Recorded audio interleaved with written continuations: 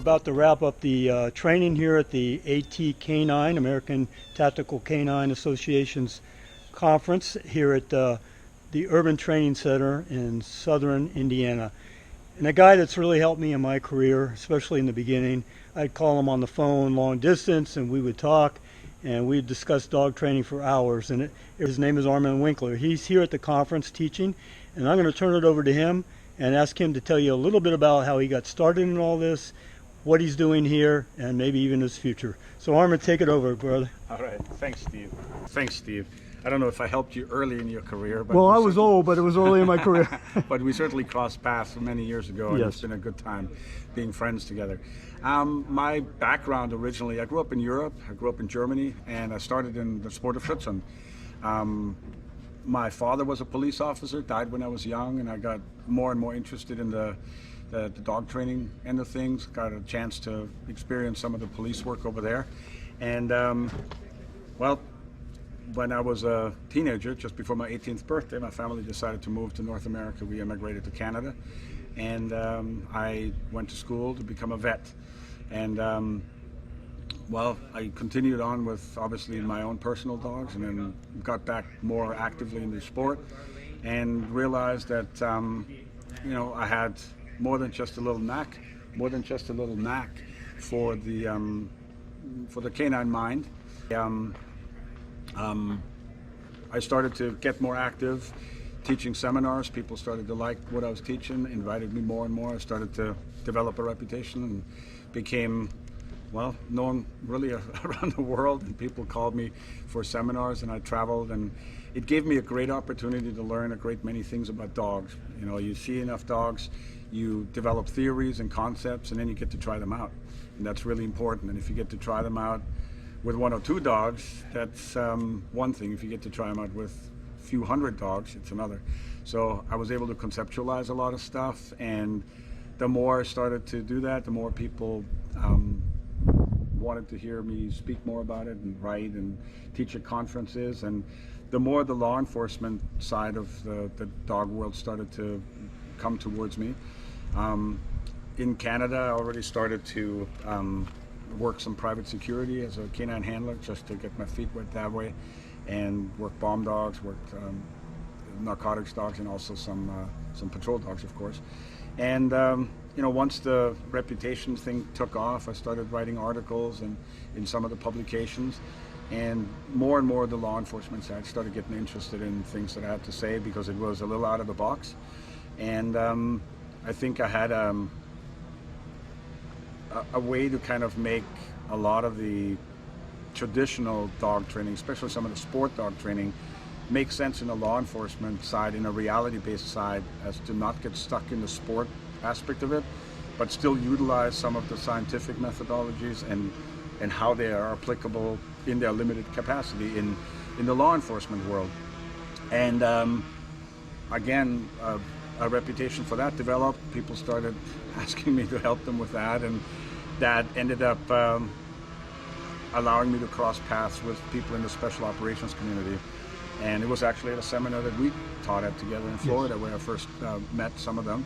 And they were intrigued by the work I did, and they started inviting me into their fold, and asked me again, hey, you with the out-of-the-box thinking, we're trying to do new things that have never really been done before. Maybe we can put our heads together. And I've been involved with that since then. And again,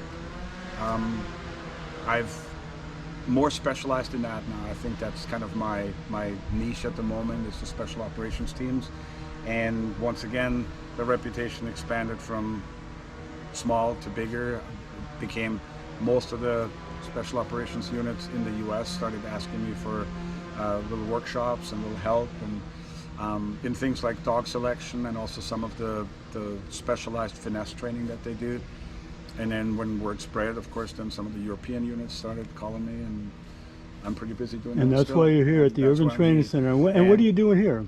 I'm teaching a class on how to integrate dogs into SWAT operation, or special operations teams operations, so that the dogs can discriminate between operators and friendlies, and obviously the people that we're looking for safely, so that the teams can operate around the dogs without being worried about potentially getting bitten. while the dogs still effectively engage the suspect that they're looking for.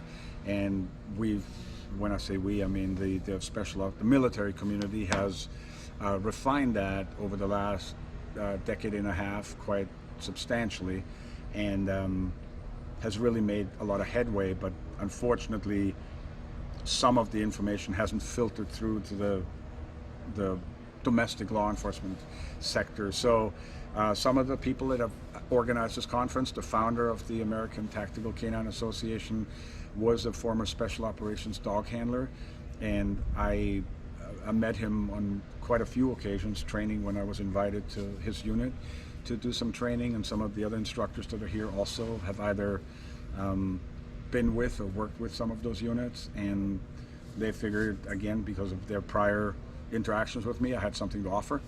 They asked me to come and help teach and maybe do a niche that not everybody can do and show some new ways of doing things, and that's why I'm here.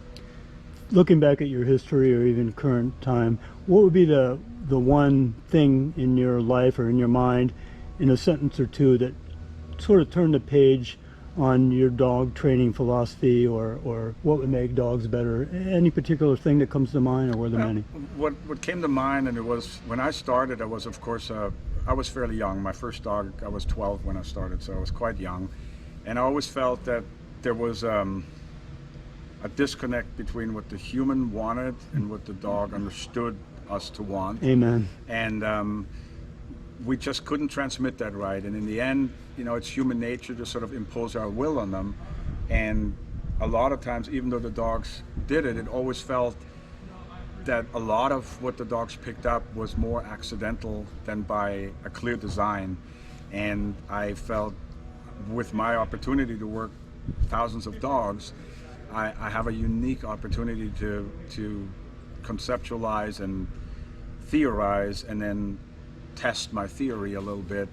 And I found ways that I believe I found ways that seem to be clearer to dogs, and the training is more by design, and it takes much fewer steps to get the dogs to the success end state than some of the previous, and as we call them, old school methods. And again, for me, the final judge on whether my training is good is always the dog. I don't care so much, and you've known me long enough, I don't care so much about what people think about me. It's more about, am I doing right by the dog, and is the dog understanding what I'm trying to teach him? And the dogs seem to what I do seems to resonate with the dogs. They pick up on what I'm trying to teach them very quickly, and it has reliable, long-lasting results. So it's not just a quick, let's make the dog do this so we can get through this next problem, and then the dog forgets it again, and next week he can't do the same problem again because he has never understood it. He just kind of he duplicated a picture that we kind of imposed on him, and then he could do that, like in the short term he could duplicate that, but then a week or two or a month later he was faced with the same problem, and he couldn't duplicate it anymore because he never really learned a proper skill that he could apply in multiple situations. And my training has, and you're one of the people, as not just a trainer but also as an active handler and practitioner of the final result of the training. You've been one of the people that I respect a lot, that have also validated that some of my training is just, hey, we're getting there faster with your way than we have done with prior methods, and you might be onto something that should be taught to others. If I ask you the question, what drives you and what keeps you going, I know the answer, and that's going to be dogs, because I know you long enough. But if possible, aside from dogs or with dogs, what do you think keeps you going? Sharing knowledge. I think over the years I don't want to toot my own horn here, but I think I've become a good teacher. I like lecturing. I enjoy it. Some of the the oral report panic from high school has kind of faded, and I'm quite comfortable. I'm glad it faded for you, because it hasn't for me. I feel quite comfortable in front of some of the big classrooms, and I really I enjoy seeing the light bulb moments in the handlers, also the trainers, but especially the people that are on the front lines that are using the dogs to save lives, their own and the dogs' lives, and of course the people that they protect. to just see the light bulbs go on in their eyes, to say like, hey, it never made sense to me, but all of a sudden it does. And just having that, it's a very gratifying feeling to feel that you taught somebody something that he can use to make his career better and to make his dog better and to make life better for dogs. I want dogs to have better lives, and I want handlers and trainers to have less of a hard time getting dogs to do things. And I want the dogs to function and be safe themselves. Well, we appreciate everything you do in the canine world, and thank you for giving us the time. It's been a long week for all of us up here, and I know we've struggled finding. Yes, thank you so much. God bless. We made it happen.